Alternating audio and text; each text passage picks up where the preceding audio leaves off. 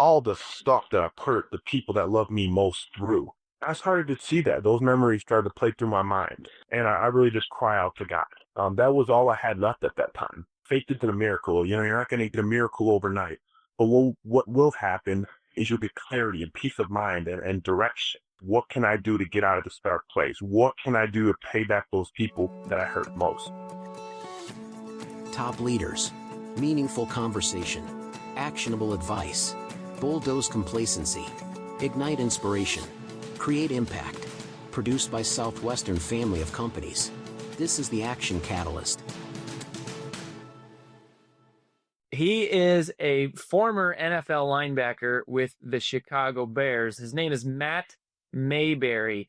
He also played at IU, Indiana University, was team captain from 2009 to 2010. He is one of the movers and shakers in the world of speaking. He works with some of the NFL teams, NBA teams. He shared the stage with Stedman Graham and is just an all-around stud and good guy. So Matt Mayberry, welcome to the show, my friend. Pleasure to be here. Can you tell us your story? Because it's like you made it and then you have this ankle thing. Like, just kind of walk us through how you got started and how you made it to the NFL. Well, really it started for me. I really have three big failures in life that I always come back to. It all started for me when I was a high schooler. I was raised by two wonderful parents, provided me and my brother with really everything that we needed to be successful young men and really be difference makers in this society. One of my first big failures came when I entered high school. I think when we enter high school, we're around, more opportunity for peer pressure to make wrong decisions. And that's what happened in my life. I always say associations, everything. I started hanging out with, guys doing drugs and doing, things that they shouldn't be doing, breaking the law. So basically, I was becoming a teen drug addict at 16 years old. And to put that in perspective for you, I'm not just talking about a little marijuana here and there. I've done every single drug besides heroin. That's the life I started to enter. Robberies, getting arrested, cocaine almost every day, getting suspended every other week. My best sport growing up was baseball. People that were close to me knew that baseball was my best sport and that I probably could get drafted out of high school. Well, 2 months later, I ended up getting kicked off the baseball team because I stole one of my teammates' wallets.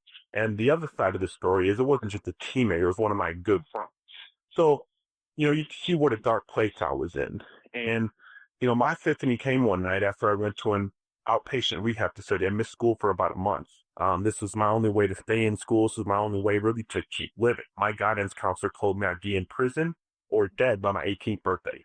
Before my 18th birthday, that's what I was being told. So I knew that there was only one way out, and that was to go to outpatient rehab and try to get better.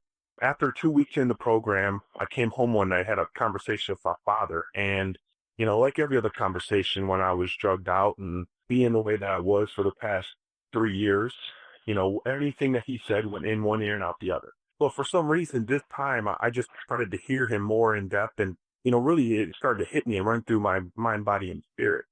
And after that conversation, I went in the bathroom, and for the first time in 3 years, I looked myself in the mirror, and I hated what I saw. I saw a monster. I saw anger. I saw disgust. I just hated what I saw. I started to realize, all the terrible things that I've done in this world, all the people that I've hurt, all the drugs that I've done. I got in a fight with my father before I broke both of his ribs. My mother has seen me do cocaine personally. All the stuff that I've hurt the people that love me most through. I started to see that. Those memories started to play through my mind. And I go into my room, and I really just cry out to God. And that's when I really get deep into my faith. That was all I had left at that time. As I talk about, a lot, faith into the miracle. You're not going to get a miracle overnight. But what will happen is you'll get clarity and peace of mind and direction.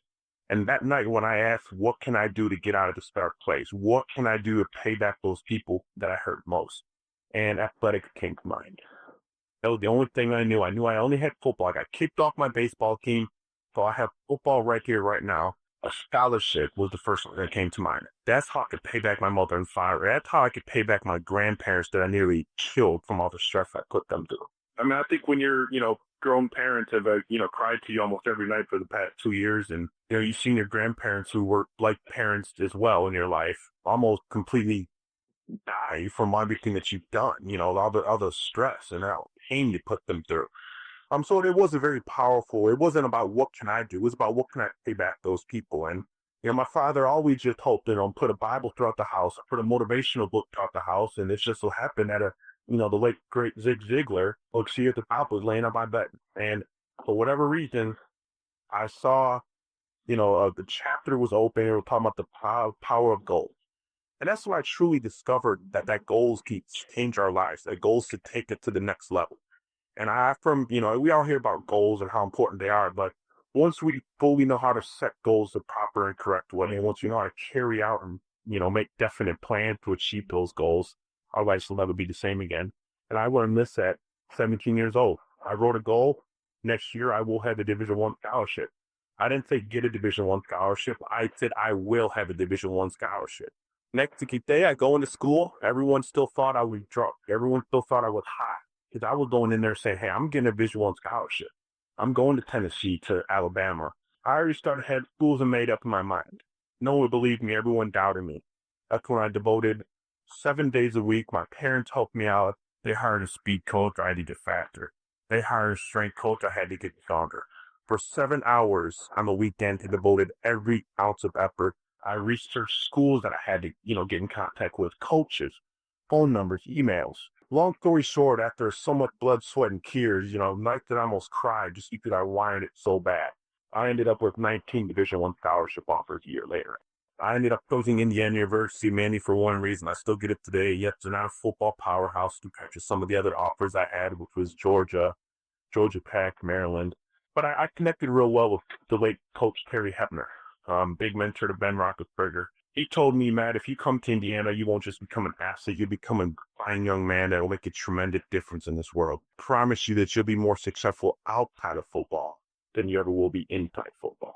So what was your big kind of second failure? Well, my big second failure came when I was, as you mentioned in college, projecting me to go in the third round of the NFL draft. I was feeling good. I performed well on my workouts, all the teams that I met with and worked out with this Patriot, Chicago Bears.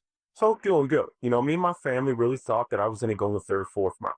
So as a player, you already have that made up in your mind. Get the big signing bonus. Okay, you got a little bit of security if there's a such thing called security in that league.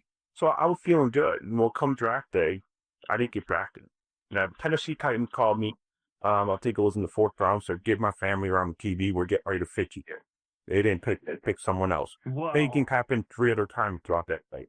And I think a lot of people, they don't understand the severity of how that makes you feel when you really are projected to go, in a certain round. You don't get drafted at all.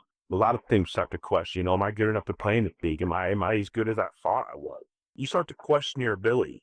And luckily, 20 minutes later, that's kind of when I talk about my blessing in disguise. Chicago Bears from calling me, Jerry Angelo, the general manager, and offer me a free agent contract. I signed right there. Next thing you know, I'm a Chicago Bear, hometown kid playing for the hometown team. Kind of a Cinderella story. Everyone in my community kind of broke the story, and now everyone's out rooting for me. And that enters my third biggest failure. That kind of really shocked my whole world, which, as I said, everyone in the community, everyone kind of built up this Cinderella kid story, rooting for me. Have a great training camp. I worked my way from 14 to second team behind Lance Bridge. Playing the San Diego Chargers on a beautiful Saturday evening out in sunny San Diego, California. Second quarter, a big 320-pound lineman comes crashing down on my ankle. With all the adrenaline and everything built up in a first NFL game, I said, okay, I might have sprained my ankle. Well, the following day when I wake up, I continued to play throughout that game. I had a great game, actually. Even though I had a missed back opportunity, it was still a pretty good game for me, the rookie, my first outing. But the next day, when I get out of bed, I completely collapse. And I realized, oh no, this can't be good. Because I know that NFL's first thing, the big business, big money business, and that decisions have to be made. Well, I go into this facility, get treatment. That's when I realized that they're going to take me, we'll get an MRI, X-ray. Comes back that I completely tore a bone off my ankle. I'll be out for 9 months, and I knew that. This is your first game? It happened in your first game? My first game as a rookie. And then, obviously, as you know, as a rookie, you can't afford that. I knew, hey, I'm out for 9 months. I still remember sitting down with my head down. The doctor walked in and said, Matt, you won't be stepping on a football field anytime soon. I said, what do you mean, Doc? He says, Matt, you completely tore a bone off your ankle. You continuing to play in that game hurt your ankle even more than what it was. I said, Dad, what do you mean? This is my dream. I'm living my dream. Like, what do you mean? Matt, you're out for 9 months. You know that this is a part of the game. There's nothing I can do. There's nothing that you could do except heal and rest and go to therapy and do what you got to do to get it healthy. I said, Doc, but I'm a rookie. They're going to cut me. What do you mean? And why I was saying that to the doctor, I knew we couldn't do anything, but I knew that, my parent, the dark place, the drug addict of me, everything was just starting to circulate through my thought process. I was like, oh man, this is it. We reached an injury settlement with the Chicago Bears. That means I take my money and I go my way, you go your way. And, that's kind of when, I was depressed. I was angry. I mean, that was one of the worst times in my life because I really felt that I was the biggest failure walking. Even though as an athlete, you can't control injuries, I felt that was the biggest failure. So let me ask this now, Matt. So you go through this whole thing, you have this up and down story and such a great story of redemption. So I know now, as you look to the professional world and what you're doing, do you find a big resemblance, or connection to sort of the mindset of being successful in companies compared to performing in professional or Division I athletics? Absolutely. That's why wherever I go, I always talk, even if, the executives in the audience, I'm speaking at a corporation or a conference, I always say, I personally believe in my personal story is that athletics is the greatest teacher of all. And, even if they weren't an athlete, obviously they're not going to be an athlete, 5 or 10 years from now. And maybe even that they might have a son or a daughter that, might be at the age that they want to go into athletics. And my hope is that one day they get to experience truly one of the greatest teachers of all of life, what it teaches about ourselves and our characteristics and the daily disciplines in order to be successful. Athletics is just unbelievable in that respect. But to answer your question, absolutely. I see 100% resemblance between the top athletes, between the top executives. And not only that, and from an individual standpoint, from a collective team standpoint, the top performing corporations compared to the top performing teams in athletics. What do you think? Absolutely. What are some of those characteristics? Like, what are some of those things that they have in common? Number one is vision, first and foremost. I mean, I think, as a football team, you walk in the beginning of the season, they're at camp, you have one goal of to win the Super Bowl. Every single team meeting that you have, you revisit that subject. And not only that, you know exactly what you have to do in order to get to that big show. You know what you have to do day in, day out. Everything is scripted. You have a set routine, set schedule. The same thing is transferred over in the business arena. You have one goal, your one mission, one vision. Be 5, 10 years from now in the business world. But every single day, everybody has to be bought into that vision. Every single employee. So I guess the part that I didn't know so much about your story was the low points. If somebody's listening right now, Matt, and let's say that they're going through one of those low points, what advice would you give to that person? I think that the first advice is, number one, just know that you're extraordinary. I think so many times when we've been hit repeatedly over in life, day in and day out, we forget how powerful we are. We forget that, hey, we truly are extraordinary. We come from an extraordinary God. And I think once we can first realize that aspect, we're destined for greatness. No matter how dark times may be throughout life, if we just continually move forward, find ways to better ourselves day in and day out, work to become the best version of ourselves, we will get there. It's just a matter of time. Well, I admire your courage and stay the path. And thank you for being here. Absolutely. Thanks so much for having me. If you enjoy this podcast, please make sure to subscribe. And to stay updated on everything that the Action Catalyst is up to, make sure to follow us on Facebook and Instagram at Action Catalyst Podcast and on Twitter at Catalyst_Action. And thanks for listening.